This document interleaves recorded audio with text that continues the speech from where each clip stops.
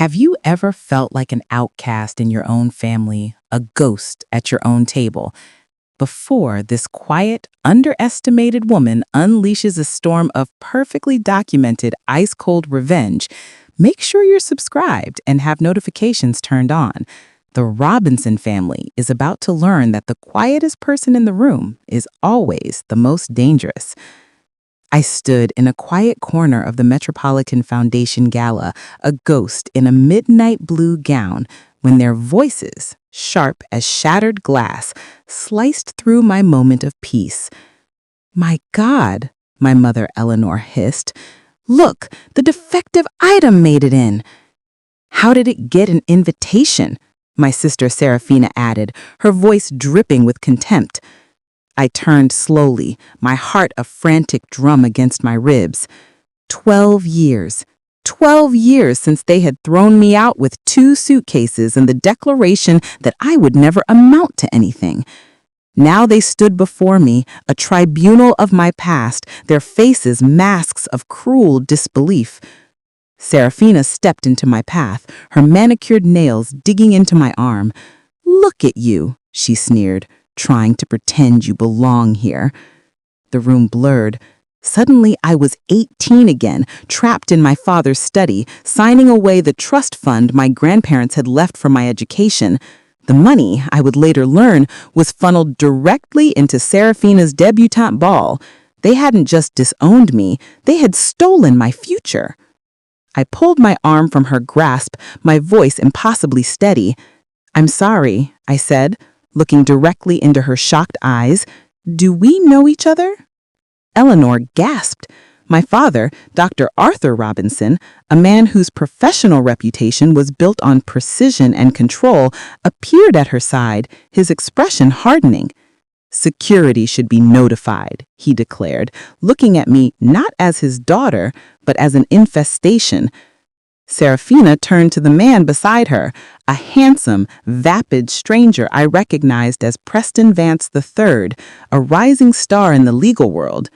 "Preston, darling," she cooed, "this person snuck in. Have her removed." But Preston was staring at me, a flicker of recognition in his eyes. "Wait," he began. "Aren't you Carlin? There you are." A deep, warm voice cut through the tension. My husband, Elias Thorne, appeared at my side, his hand finding the small of my back, a steady, grounding anchor. My family froze, their eyes widening as they took in his perfectly tailored tuxedo, his air of effortless power. Eleanor recovered first, extending a hand to Elias. "Sir, you don't understand who you're with. This is our problematic daughter, a high school graduate with no ambition, a parasite.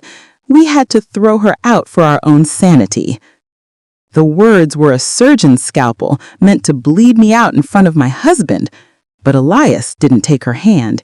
He simply moved to stand slightly in front of me, a human shield. "I am Elias Thorne," he said, his voice calm but resonant enough to command the attention of everyone nearby. "And this is my wife, Carlin Robinson Thorne, the founder and CEO of DataSphere Analytics." The impact was instantaneous. Eleanor's mouth fell open. My father's imperious facade crumbled. Preston Vance looked physically ill.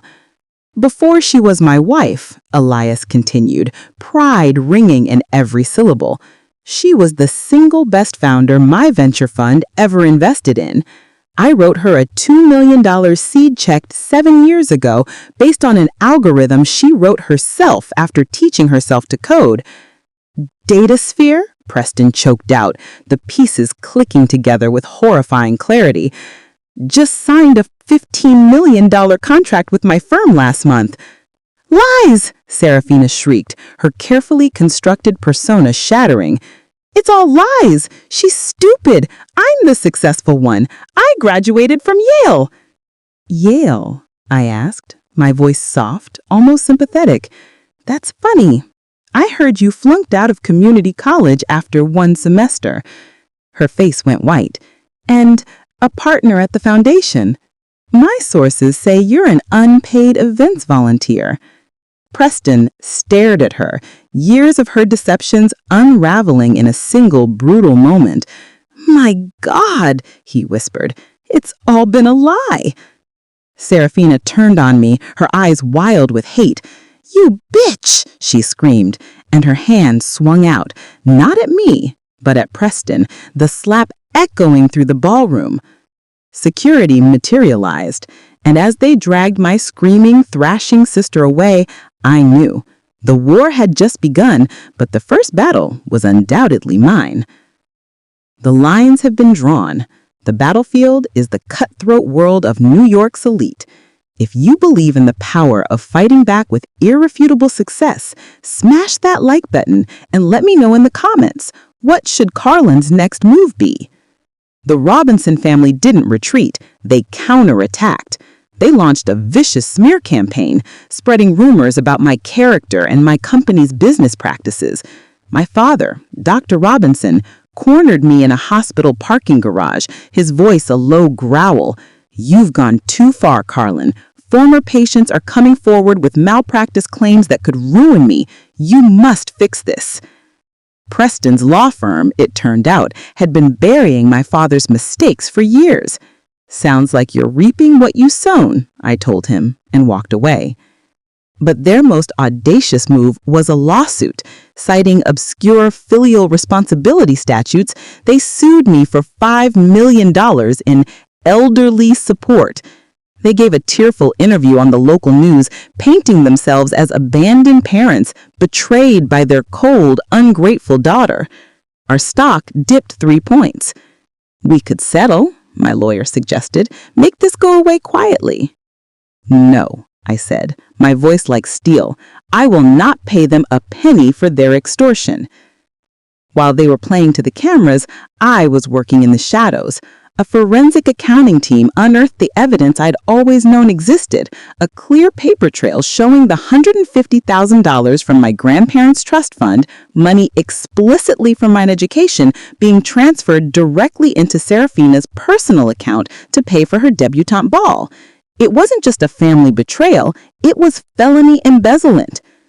The final confrontation took place in a sterile mediation room.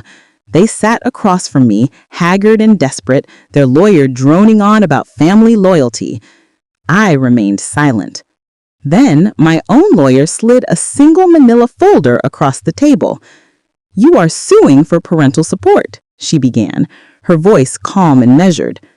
"However, we have here the financial records for the $150,000 trust fund you embezzled from your daughter 12 years ago to pay for your other daughter's party." She laid out the evidence, piece by damning piece, the bank statements, the forged transfer authorizations, the receipts from the event planner and the couturier. My parents shrank in their chairs, their lies exposed under the harsh fluorescent lights. "We would like to withdraw our lawsuit," their lawyer stammered. "We're prepared to proceed with criminal charges," my lawyer countered.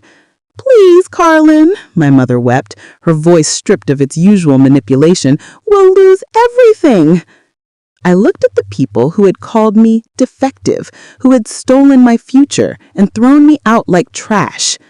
"I won't press charges," I said, my voice clear and final, "in exchange for a permanent, ironclad restraining order. I never want to see or hear from any of you again." The papers were signed within the hour. "It's over," I thought, as they scurried away, avoiding my gaze. But it wasn't. Justice has a way of finding its own path. With Preston's firm no longer protecting him, my father's career imploded under the weight of a dozen malpractice suits. My mother's calls came, desperate and pleading. I never answered.